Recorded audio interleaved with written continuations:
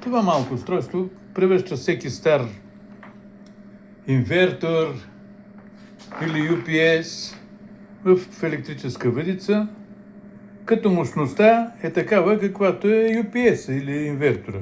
Колкото вата е инвертора, толкова вата ще е въдичката.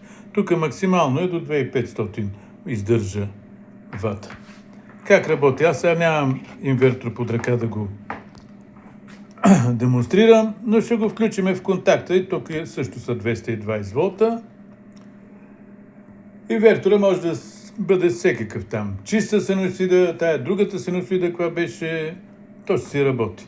Ето, включваме и почваме да тракаме. Естествено, можем, чакай да видим, и да контролираме тук, нали?